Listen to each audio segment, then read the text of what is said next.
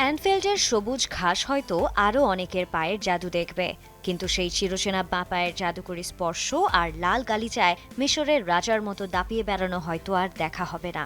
দীর্ঘ ৯ বছর যিনি লিভারপুলের হৃৎস্পন্দন ছিলেন, সেই মোহাম্মদ সালাহ জানালেন, এবার থামার পালা। সিলন টি রপ্তানিতে শীর্ষে। সামাজিক যোগাযোগ মাধ্যমে আবেগঘন এক বার্তায় ৩৩ বছর বয়সে এই তারকা জানালেন, চলতি মৌসুমে হতে যাচ্ছে অল রেডদের ডেরায় তার শেষ অধ্যায়। প্রায় এক যুগের অবসান ঘটিয়ে সালার এই প্রস্থান যেন লিভারপুল সমর্থকদের জন্য এক নীল বেদনার কাব্য।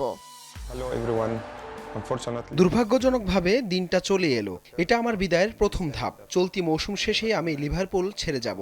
আমি কখনোই ভাবতে পারিনি এই শহর, এখানকার মানুষ আমার জীবনের অংশ হয়ে উঠবে। লিভারপুল শুধুই একটি ফুটবল ক্লাব নয়, এটি আবেগ, ইতিহাস।